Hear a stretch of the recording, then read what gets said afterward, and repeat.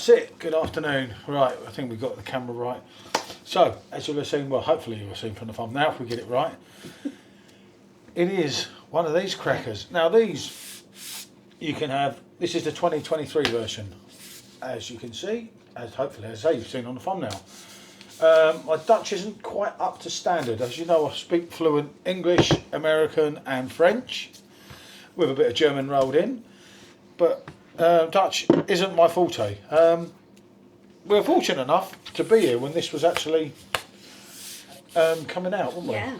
We were actually there at the release. We kind of right thing, right time. So, and we were fortunate enough to do a tour where we sampled it. A lot of you will know we have got the actual glass somewhere, but I've given up trying to find that. And we're going to go for the kind of champagne glass that we thought was clean until we came to do the review. Let's just say, hence why it looks a little bit down. What there? Obviously, it's a cork top. There's a whole book that come with this. Again, my Dutch isn't great. That is the head brewer there, Mika. We've been fortunate enough to meet and have a beverage with.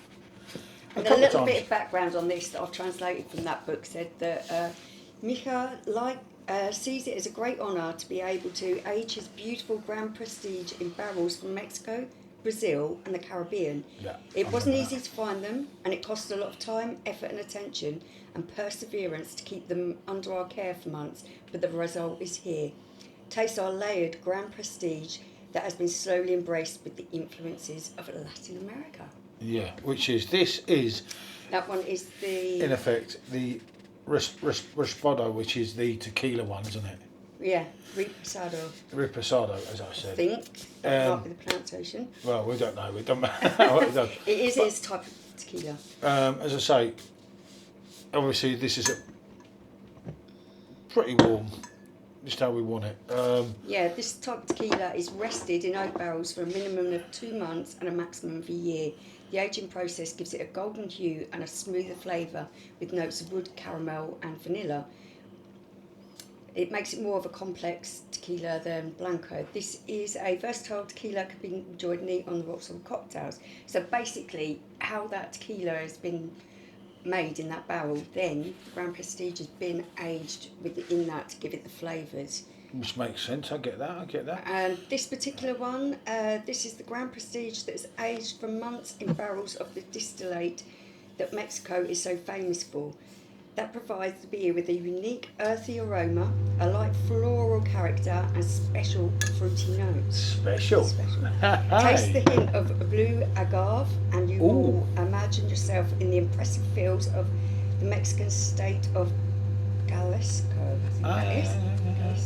Yeah, I mean, I do vaguely remember when we were going round, we got onto the tour, but obviously the tour was in Dutch, but we had someone that came round with us. It was really cool, we didn't have to pay. And we got to sample this and the other three that we still got to review. Obviously we were meant to do these last year, but we got mixed up. They last years, you know. They can age in the bottles as well. Yeah, well, Mick actually said it could well be better now than it was then. As I say, we were fortunate enough to get samples out of the barrel, which was absolutely stunning, wasn't Absolutely it? Amazing. I was basically picking out all the flavours and they were all wooed by my high intelligence. So, they've heard the story enough, get over yourself. So, as I say, let's get her open and see what we got. Obviously it's the cork that I probably won't be able to get off, no my luck. I'm having a bottle of bubbles, but you know it's not got the life, so it's not going to blow out. Hopefully not. It can't be in my eye, no my luck. Yeah, don't even think about it. It's not like that, is it? It's no life in these. Look. Oh, smoky, look at that. Still smoking. That. Oh, wow. Straight away. Oh my goodness, that smells amazing. Not only are you getting a hint of tequila, you're getting that oakiness there, aren't you? Just of smelling it through there, like, oh yeah, I think this is, you know, obviously we stored it how it should be in the box. I say this is 1 of 4. We've got a rum one, which I'm looking forward to more so than this one. I can't remember what the other two are, but we will translate them. Yeah. But this is the tequila one. We're going to do a little bit of this and let you know our thoughts. And I say you're talking, it's €40 a box. last year. You get what you pay for. They weren't cheap. Yeah. Let's put it that way. It's, And the queue was down the road to buy this on release day. I am not joking. it's sold out. It's sold out, and people were queuing down the road early in the morning to buy this.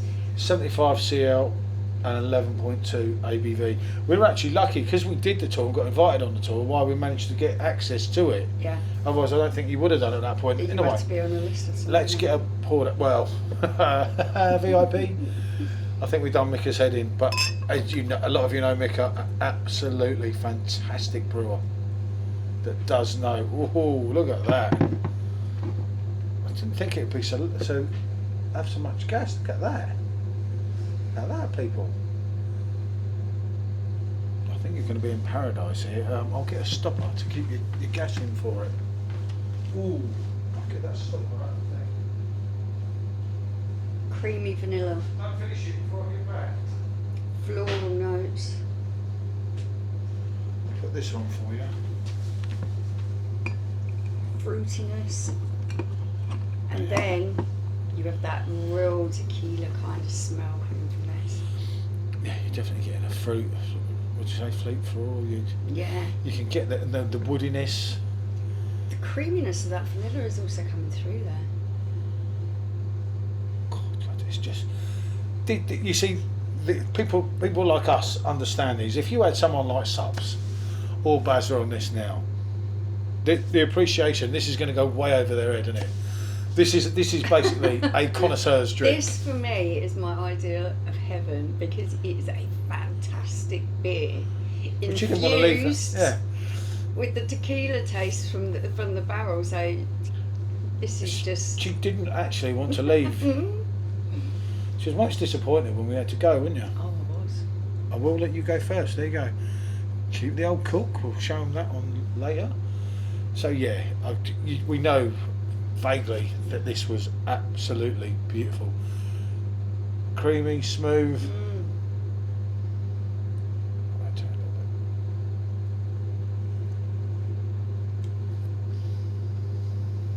a bit.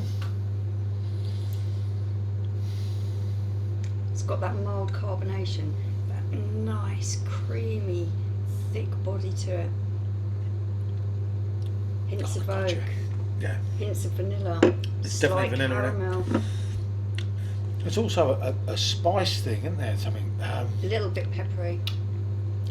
But what that is, I've been to some functions, right?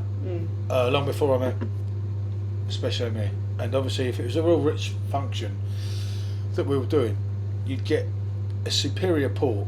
Now, I don't like port, but it was just different gravy, the port. And I remember when we were in there that day, it reminded me, and they were like, well, that port was nice, I don't like that, but it was a vintage such and such port that was like hundreds of pounds. That's what that is, with your hint of tequila. And that is absolutely stunning. As it warms around your palate, Yeah. it actually does warm you. You do know you're getting a hit.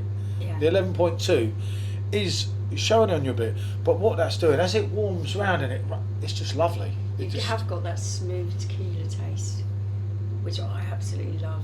It is a sipper, something very dangerous for someone here. There's also that fruitiness. Now I'm going to go out and say it's almost like that kind of dried fruit, your raisins, your dried apricots, that type of thing. This really is a stunning beer. Yeah, especially this time of year. It's got that nice, bold, rich warmth and that kind of thicker body to it that is just get a picture of it. so good for this time of year. Yeah, definitely. it is. That's why we kept it. I mean, we were going to do it, weren't we? Monaco drawing 0-0 at the time of making this video, by the way, just in case anyone's interested. I don't think they will be. I don't think this is going to look quite right, but we can try, can't we? Really does leave you with that sort of creamy kind of taste in your mouth. I've done something. I've got something anyway. But yeah, this is stunning. We knew what to expect, didn't we?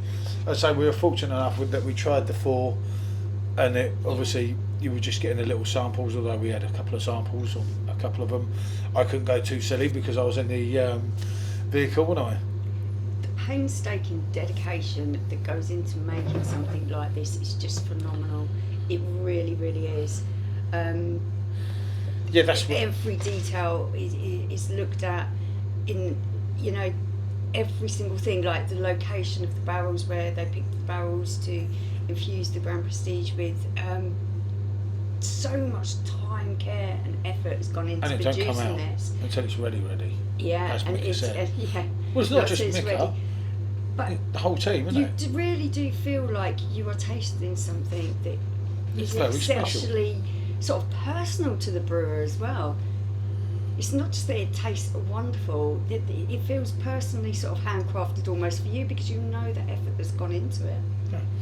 But when we saw this year's coming out, you kind of thought, if only I could just go over to Holland, And pick them up, because yeah. they sell out, so they're never Yeah. going to import them to England. No. Because why would you? It's, unless you're there at that point. And we were lucky, weren't we? That We were lucky we were came there at the right that time. And he said particular that, didn't he? He said, you've Yeah. just picked the right time. And I said, we've got our thing. Obviously, I got the ferry to France and then drove through France, through Belgium, into Holland, didn't I? That's right.